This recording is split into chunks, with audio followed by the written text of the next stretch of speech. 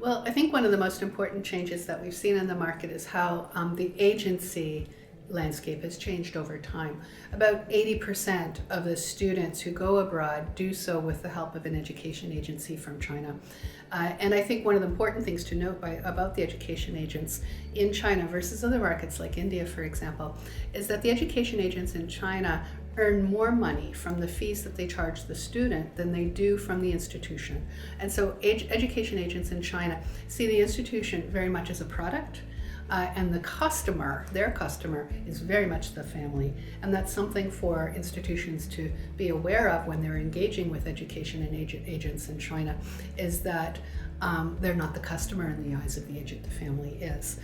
Over time, the education agent landscape in China has consolidated. And unfortunately, from a sort of preferred institution perspective, the national agencies have a lot fewer spots on that list, and therefore they're promoting fewer institutions than the education agent network before, when it was much more diverse, was doing. So institutions have to compete in order to be on that preferred list, in order to be actively promoted by education agents in China. There's been a great increase in the number of branch offices in some of the largest agents. So just a few years ago, we saw the largest agents in China with only 20 or 25 offices across the country, and now we have a few with over 40, close to 50 offices in regional centers. So this is a challenge to give them as much attention as they want, but it's definitely a change we're seeing in the agent landscape.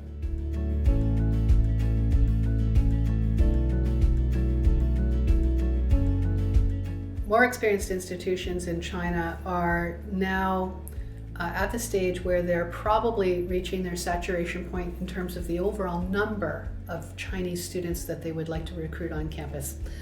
Certainly, they don't want a situation where literally 50% or more of the students in a given class come from China. That's bad for everybody. It's not a truly diverse international environment. The Canadian students don't feel great about it. The Chinese students don't feel great about it. It's not consistent with the virtues, with the ideals of international education. So country diversity, I think, is very important. Those international institutions that are more experienced are now looking at addressing the imbalance in program mix and looking at ensuring that every Chinese student who does enroll in the institution is the best quality that they can possibly recruit.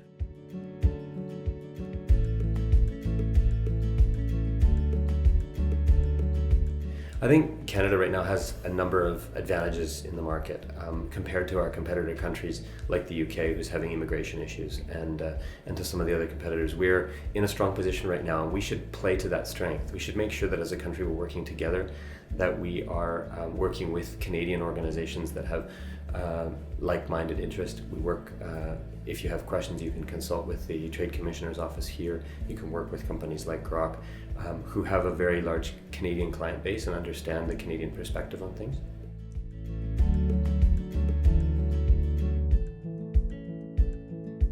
Students don't use email anymore. It's pretty hard to reach out to students and engage with them on email. And unfortunately, that's a tool that's very commonly used and very comfortable for institutions in terms of following up with students and whatnot. So that is a major change.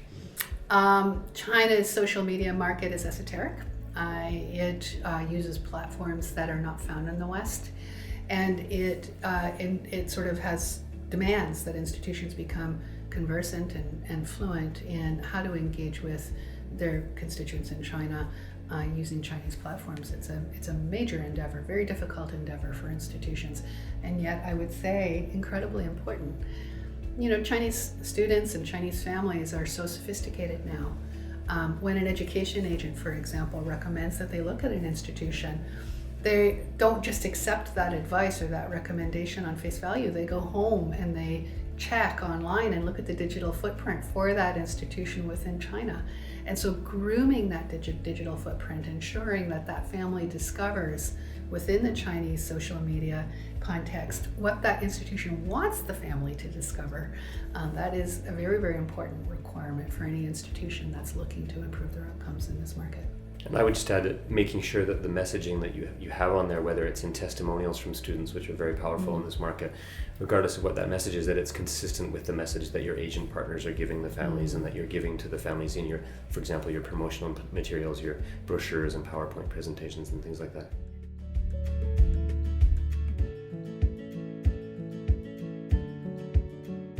Well, I think several of the Canadian colleges do very well in the market. They're recruiting very strongly and doing a good job. I think Canadian colleges need to be very realistic about which programs are going to have attraction within the China market. And there are college programs that have a very natural affinity for Chinese students. But then there's other programs where, for reasons of status or because the return on investment of investing in foreign study would not be repaid to the family by when the student graduates, or at least there's a perception of that. It's very hard to convince Chinese families to invest in their child studying in those kinds of programs. So I think first is sort of a very, very realistic evaluation of which programs at that institution is going to have some draw.